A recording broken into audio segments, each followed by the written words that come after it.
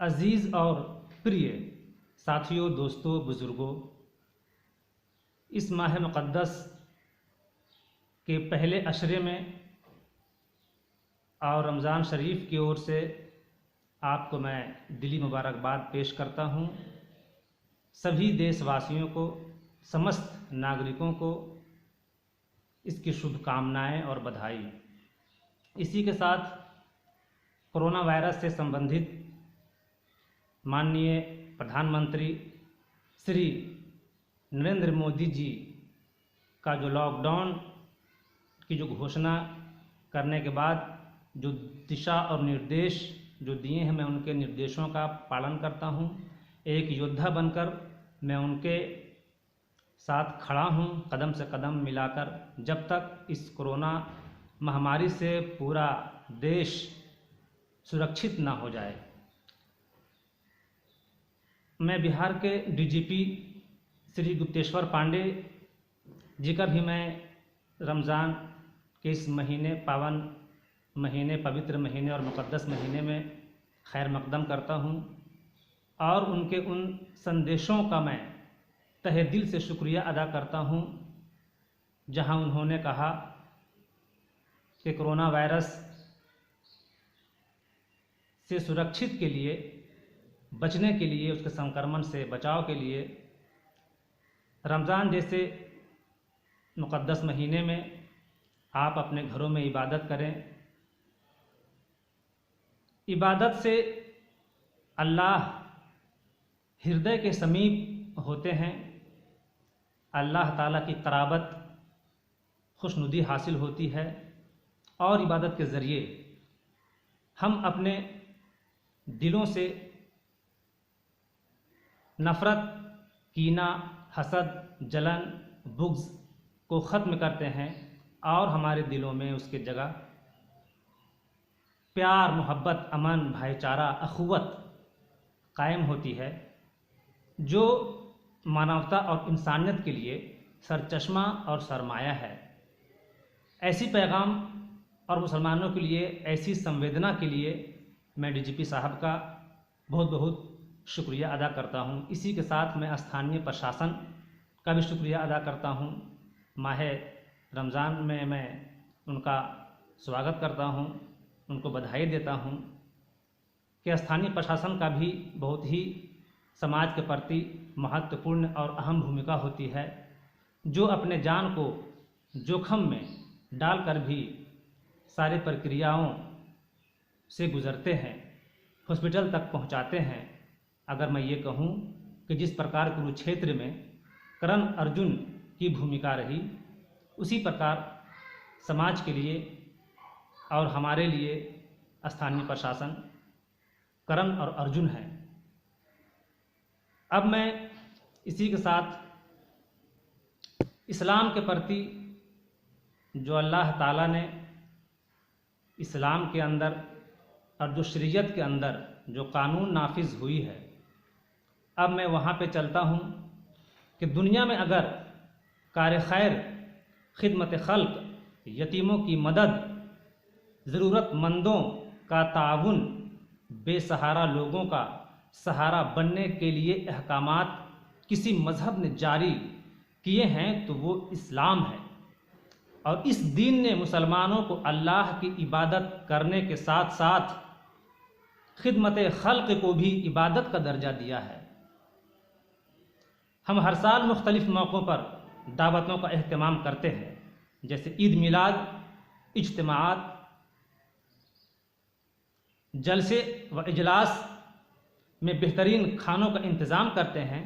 कुछ लोग हमारे असलाफ़ और बुज़ुर्गों की यौम पैदाइश के मौके पर फलों की तकसीम करते हैं, दूध पिलाते हैं और अपनी अपनी ताकत के मुताबिक कार खैर अंजाम देते हैं। दरअसल इन तमाम कार खैर का मकासद या मकसद गरीबों की मदद करना और भूखों को खाना खिलाना होता है। लेकिन अक्सर हमने देखा है कि इन दावतों में भूखे व ज़रूरतमंद अफराद की तादाद कम और पेट भरे लोगों के डकार ज़्यादा सुनाई देते हैं। मिसाल के तौर पर रमज़ान में हर मोहल्ला में या मोहल्लावार सतह पर अफ्तार की दावत की जाती है। उसमें सियासतदान, उमायदीन, उमरा, मकामी नौजवान पाए जाते हैं, लेकिन वहाँ गरीब शायद ही दिख पाते हैं। बस अफ्तार की दावत हुई, फिर चल पड़े। इस्लाम ने जो मकसद बनाया या बताया वो तो पूरा होने से रह गया। अलबत्ता अफ्तार की दावत के मुंतज़मीन के जेब में कुछ पैसे बचे और ईद के खर्च के लिए पैसे मिले। सियासतदानों में मुंतज़मीन कौम के ज़िम्मेदार बन गए। ऐसे ही मुख्तलिफ़ काम जिनके दीन ने हमें भलाई के लिए अंजाम देने को कहे हैं, उसके मकासिद को घुमा फिरा कर इस्तेमाल करने से मुसलमान और इस्लाम बदनाम हो रहे हैं। और आज मिल्लत इस्लामिया को जिस चीज़ की ज़रूरत है वो नहीं मिल रही है। आज मिल्लत इस्लामिया को आला तालीमी इदारे नहीं हैं।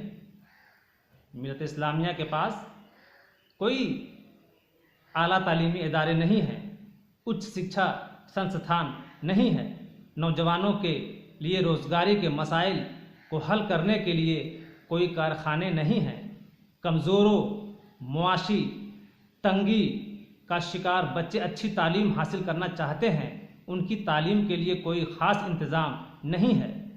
जबकि गैर कौम, अगर हम नॉन मुस्लिम की बात करें तो आज अस्पताल, हमें उनसे प्रेरणा लेने की ज़रूरत है कि आज उनके पास अस्पताल, स्कूल, कॉलेज, कारखाने, सनातें और स्कॉलरशिप के लिए बड़े बड़े इदारे कायम किए हुए हैं, जिसके ज़रिए से वो अपने कौम और तबके के लिए खिदमात अंजाम दे रहे हैं।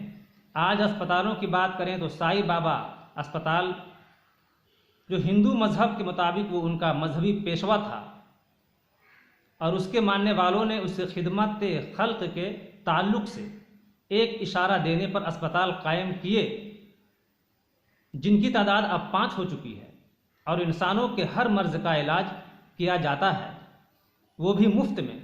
इसी तरह से KLE यानी Karnataka Lingayat education trust, Tarla Balu education commission society, Ramakrishna mission, Siddaganga math आदि चुनचुनगरी जैसे इदारों में लाखों तलबा मुफ्त तालीम हासिल कर रहे हैं और यहाँ इब्तदाई यानी प्रारंभिक शिक्षा से लेकर मेडिकल इंजीनियरिंग तक की तालीम दी जा रही है। धर्मस्थल के कई इदारे आज उनके मानने वालों को कर्जाजात दिए जा रहे हैं ताकि उनकी कौम कारोबार सनअतों में आगे आएं। मगर हमने क्या कभी ये सोचा है कि हमने हमारे औलिया, असलाफ या बुज़ुर्गों के नाम पर कोई इदारा कायम किया है जिससे खिदमत खल्क़ का काम अंजाम दिया जा सके? कहने को तो हम हमारे औलिया के मुरीद हैं, बुज़ुर्गों के आशिक़ हैं और असलाफ के पैरोकार हैं, लेकिन अमल में गैरों से कमतर है। हमारा इश्क और हमारी मोहब्बत नारों और मिंबरों तक ही महदूद है। अगर हम चाहते तो जितने औलिया और बुजुर्गान दीन इस मुल्क में आराम कर रहे हैं, उनके नाम से एक एक अस्पताल और एक असरी उलूम के अदारे कायम कर लेते तो आज ना हुकूमतों से दवाई के अखराजात के लिए हाथ पसारने पड़ते, ना ही तालीम के लिए रिजर्वेशन का मुतालबा करना पड़ता। इस काम को आज भी किया जा सकता है, लेकिन कुछ लोगों को कुर्बानी देनी होगी और कुछ लोगों की कुर्बानी उम्मत के लिए बहुत बड़ा फ़ायदा पहुंच सकती है। आप समझ सकते हैं कि इस रमज़ान शरीफ में ज़कात फ़ितरा से जो है पूरे मुल्क में, हिंदुस्तान में लगभग 24,000 करोड़ रुपए आते हैं। अब ज़रा सोचिए कि आज हमारी जो हालात है वो हम कहाँ खड़े हैं। सचर कमेटी सर्वे रिपोर्ट और मिश्रा कमीशन के मुताबिक आज हम दलितों से भी नीचे की ज़िंदगी गुजार रहे हैं। ज़रा सोचिए। शुक्रिया।